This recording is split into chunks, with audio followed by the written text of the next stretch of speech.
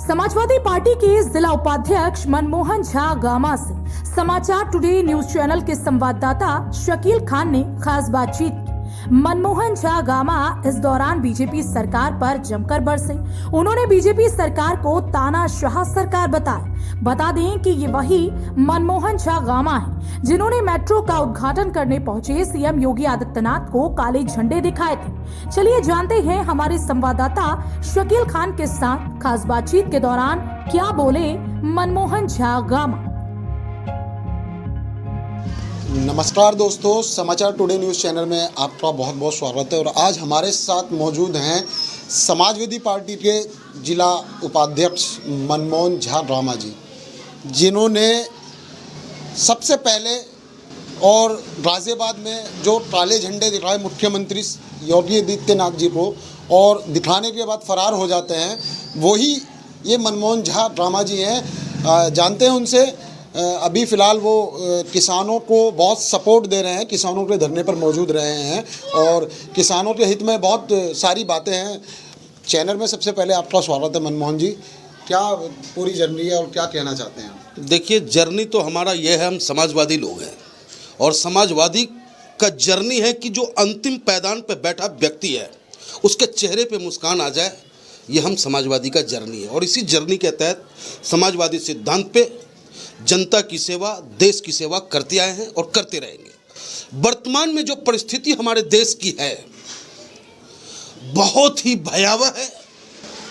इसको आप अपने शब्दों से निंदा नहीं कर सकते, क्योंकि सामने बैठा हुआ जो तानाशाह सरकार वो क्रूर है, जालिम है। उसके अंदर दया नाम का भावना जो होता है वो बिल्कुल ही नहीं है। और इसका सबसे बड़ा रीजन है, चाणक्य ने कहा है राजनीति में कि जो व्यक्ति अपने परिवार को नहीं चला सकता उससे आप राजधर्म पालन करने की उम्मीद मत करना। और आज चंद उद्योगपति अपने मित्रों को खुश करने के लिए विश्व बैंक के दबाव में, अमेरिका की गोद में बैठने के लिए हिंदुस्तान के 90 करोड़ जनता पर यह कृषि काला कानून भारी पड़ने वाला है। अगर इसका विरोध अब तक तो किसान कर रहा है, लेकिन आपके माध्यम से मैं कहना चाहता हूं कि यह विरोध पूरे हिंदुस्तानियों को करना होगा। आपको याद होगा अंग्रेज के वक्त में बिहार के पूर्वी चंपारण में अंग्रेज ने नील की खेती को पेटेंट करने का काम किया था।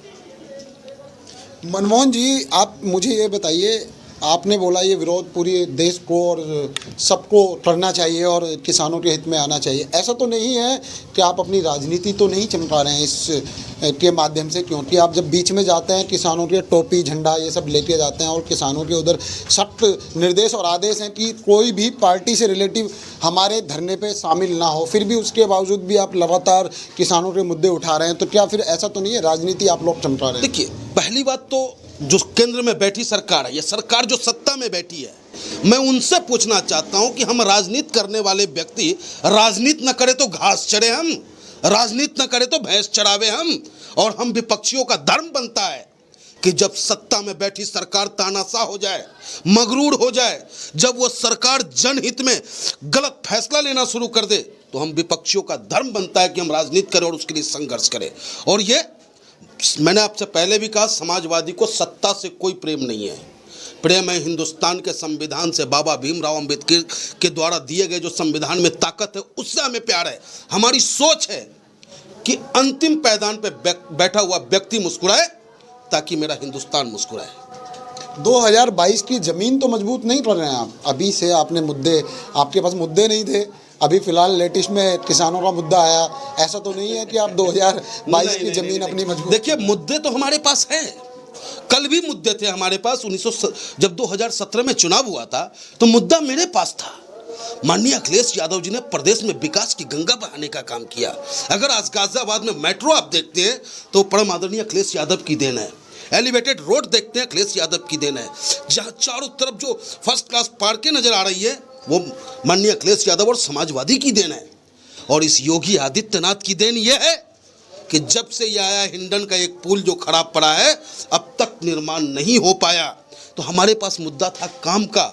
समाजवादी पार्टी का नारा था काम बोलता है, और इसका नारा था कि धर्म बोलता है, इसका नारा था कि स्लॉटर बंद होगा, इसका नारा था कि हिंदू हमारी सत्ता आते ही मैं मुसलमानों को पाकिस्तान भेजने का काम करूंगा। इस तरीके का डाइवर्जन आज कलकत्ता में क्या हो रहा है? हम किसान भाई अगर यहाँ बैठे हैं तो हम पे कोरोना लागू होता है। अरे है हिम्मत तो शीतकालीन सत्र खोल, क्यों नहीं खोलते हो?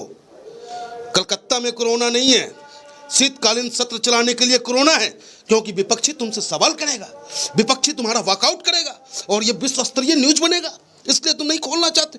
विश्व का सबसे बड़ा आंदोलन है ये किसान आंदोलन, और आज ये गवर्नमेंट बैकफुट पे इसलिए है क्योंकि ये किसानों का आंदोलन है। कभी मुसलमान को एनआरसी के नाम पे लड़ाने का काम, सीएबी के ऊपर, लेकिन ये बात हम सबको पता है कि गवर्नमेंट बैकफुट पे आ चुकी है, संशोधन वो कर चुका है।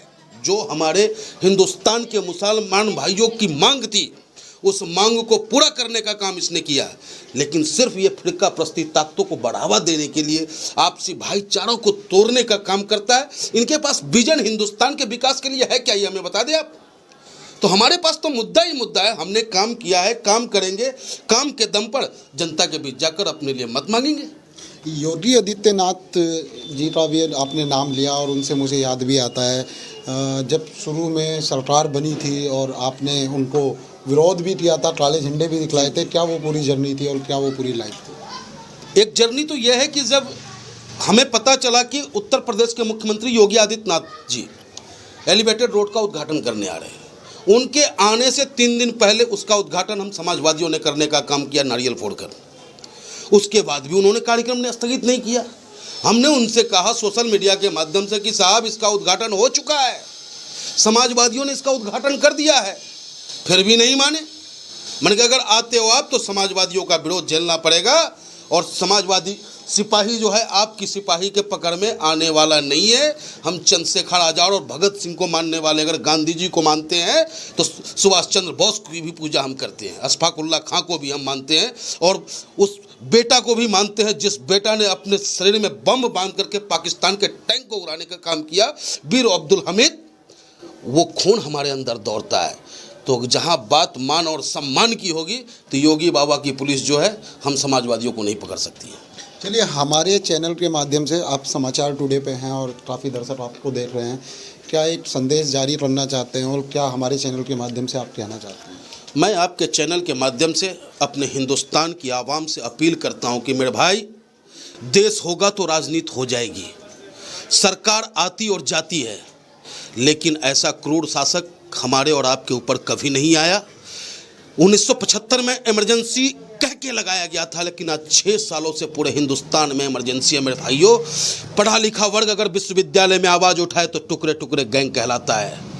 अपनी हक की बात करो आप तो आतंकवादी कहलाते हो। गरीब मजदूरों के खिलाफ गलत बिल लाया जाता है और उसके खिलाफ अगर हम बोलते हैं तो हमें देशद्रोही कहा जाता है, और आज किसानों को खालिस्तानी और आतंकवादी कहा जा रहा है। ये लड़ाई पूरे हिंदुस्तान की है। अगर आज आप नहीं लड़े, मजहब और धर्म के नाम पे बट के रह गए, तो आपका हिंदुस्तान बहुत पीछे चला जाएगा और आने वाली नस्लें आपको माफ़ नहीं करेगा। हमारे बच्चे हम पे गर्व करेंगे कि मेरा बाप भगत सिंह और चंद्रशेखर आज़ाद के राह पे चलने वाला था, और अगर वो शहीद भी हो गया तो उसे गर्व होगा, जैसे आज मुझे शहीद आजम भगत सिंह पे गर्व हो। तो आप अंधभक्त मत बनो, जोश और होश के साथ। आज हिंदुस्तान की असीमता खतरे में है। अगर हम और आप चुप रह गए, ए पढ़े लिखे बुद्धिजीवी वर्गों, अगर आज तुम्हारी कलमें झुक गई, अगर तुम्हारी कलम गुलामी की दास्तां स्वीकार कर ली, तो वो दिन दूर नहीं कि हिंदुस्तान का हर व्यक्ति गुलाम होगा इन पूंजीपतियों का। क्योंकि सरकारी संपत्ति तो बेजुबान था, उसे इन्होंने अपने समर्थकों के फायदे के लिए औने पौने दाम में बेचने का काम किया। लेकिन हिंदुस्तान के किसान में जान है साथियों, इसलिए हिंदुस्तान के किसान को मत बिकने देना। जय हिंद, जय भारत। तो ये थे मनमोहन झा ड्रामा जी, जिन्होंने बोला हिंदुस्तान के किसानों को मत बिकने देना। और कैमरामैन शाहरुख के साथ मोहम्मद शकील, गाजियाबाद।